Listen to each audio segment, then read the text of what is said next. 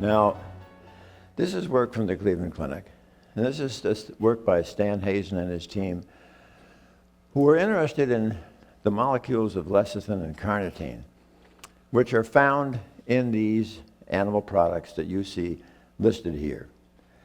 Now, what seems to be the case is this.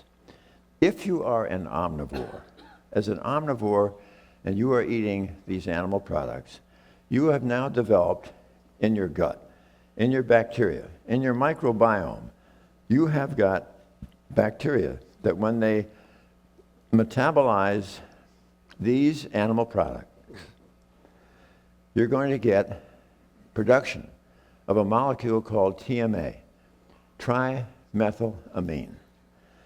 And that trimethylamine will be rapidly oxidized by your liver to trimethylamine oxide. And trimethylamine oxide raises havoc with your blood vessels. That's your argument when you run into somebody who is paleo. Because here is the schematic for you. You eat the lecithin and carnitine in the animal products. Your gut bacteria ends up with your body making TMAO, vascular disease. Well, what is it so exciting about this is that when Stan Hazen took persons who were totally plant-based and he fed them a lamb chop, then he measured their blood. No TMAO, or very little. But if you eat that lamb chop 4 days in a row, then you now have joined the ranks of those who have bacteria in your gut, which will make TMAO. Now, here's what TMAO does to your vessels. Decreases your capacity for reverse cholesterol transport, increases deposition of cholesterol in the arterial wall. And when Stan Hazen and his team looked at the serum from 4,000 patients who had gone through the Department of Cardiology at the Cleveland Clinic, as they followed them, those that had the most severe cardiovascular disease events were those that had the highest rates of TMAO. And everybody always talks about, well, I eat fish. Well, wait a minute. Fish yields, when you eat fish, that's when you get the highest levels of TMAO. And here we have sort of an antidote to TMAO is dimethylbutanol. And it's found in balsamic vinegars and red wine. But that isn't going to do it. You're so much better off having bacteria in your gut which do not have the capacity to make TMAO. All right. Now this is going to take a minute because this was an article in the New England Journal of Medicine by Dr. Paul Ridker from Harvard. It was reported at the European Heart Meetings in Barcelona this summer. And it's an interesting study because there's been a lot of concern of how much coronary artery disease is caused by cholesterol and how much is caused by inflammation, or is there a combination? Now this is fascinating because here's what happened. This was several thousand men who had had a heart attack, and we know they had inflammation because they had their HSCRP, the highly sensitive C-reactive protein measured, and it was all over 2 to qualify for the study. So they had inflammation. Some of the group were placebo. Then the other group, there were 3 different doses of a drug called canakinumab. And canakinumab is usually used for children who have juvenile arthritis. It is a very strong anti-inflammation type drug.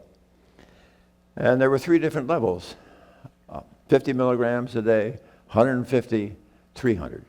Interestingly enough, at the end of the study, one of those groups, the 150 milligram dose of canakinumab in these people who had previously had heart disease, as they followed them for 5 years, there was a significant reduction in cardiovascular events in that group,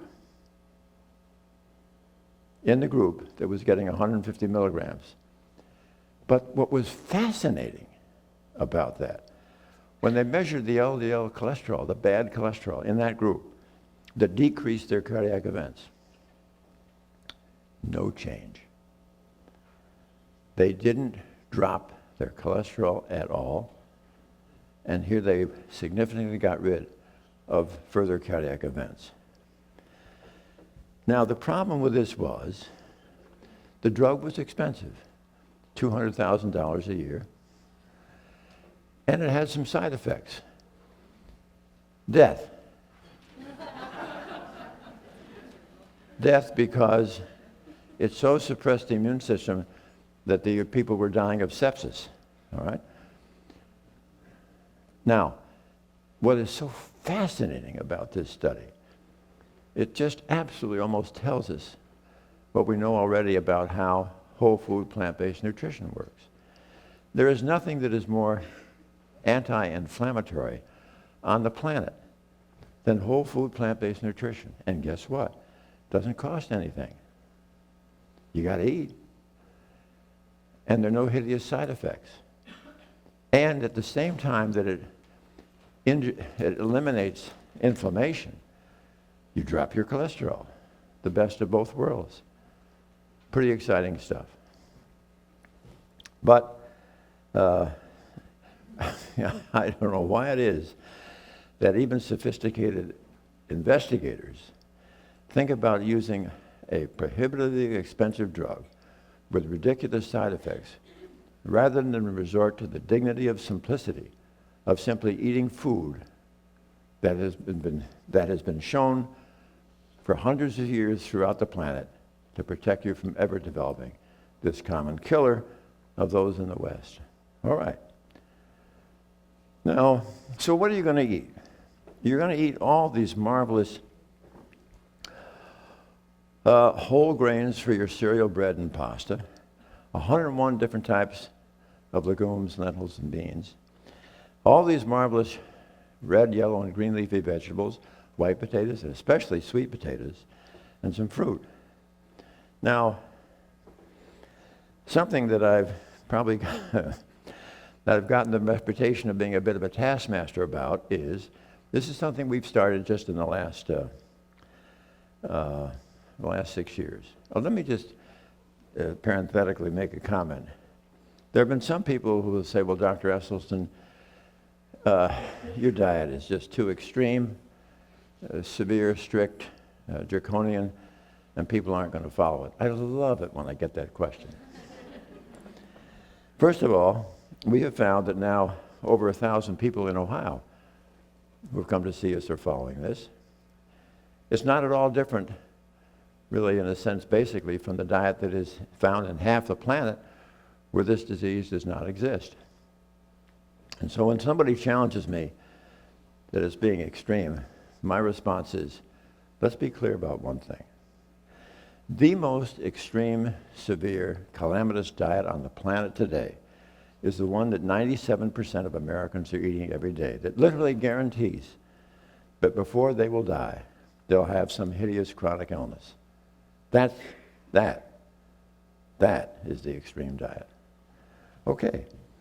Now, so what we've added in the last 6.5 years, and this is not in my book, and that is that I ask patients with heart disease, just imagine if you could get your head inside those arteries to your heart that are blocked, what you would see would be an absolute cauldron of oxidative inflammation. So we need antioxidants. No, I don't want you to go down to the health food store and buy a jug of pills that says antioxidant, because it's not going to work and it's going to be harmful and probably expensive.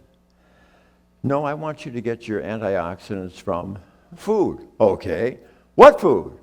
Food that is high in what we call ORAC value. O-R-A-C. Oxygen radical absorptive capacity. Another one of those that just rolls off your tongue. So, if you're having raspberries, blueberries, strawberries, and blackberries on your morning oat cereal, terrific. But nothing trumps the antioxidant value of green leafy vegetables. So I want my patients now to chew, not smoothies, not juicing. I need them to chew a green leafy vegetable that is roughly the size of their fist after it has first been boiled in water 5.5 to 6 minutes, so it's now nice and tender. And then they must anoint it with several drops of a delightful balsamic vinegar. Why?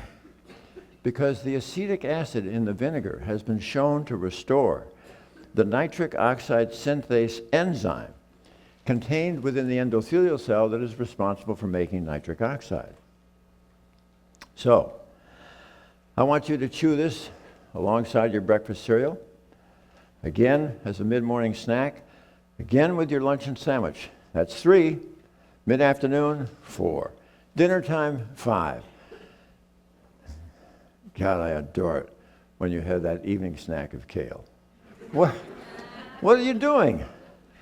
All day long, you are basking and you're bathing that horrible oxidative cauldron of inflammation with nature's most powerful antioxidants. Right. Now, another reason for this.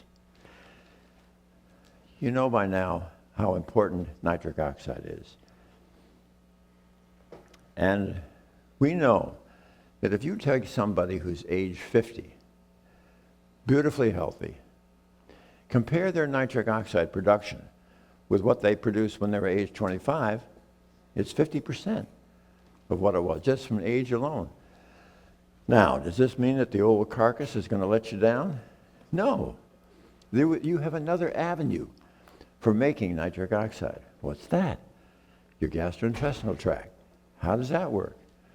Well, again, if I can get you to chew these nitrates, these green leafy vegetables, they are nitrates. When you chew them, and they mix with the facultative anaerobic bacteria that reside in the crypts and grooves of your tongue, especially if you're not using some horrible mouthwash, those facultative bacteria will reduce the nitrate in your mouth to nitrite. Now, when you swallow the nitrite, your own gastric acid will further reduce the nitrite in your stomach to nitric oxide, which can now enter your nitric oxide pool. Those nitrites in your stomach, which did not get converted, further down the GI tract, they are reabsorbed into the circulation. And when they circulate through your salivary gland, they will be concentrated 10 to 20-fold. So now when you chew additional food, your own salivary glands are pouring nitrites into your mouth, which when swallowed will further be reduced by gastric acid to more nitric oxide. Pretty exciting stuff.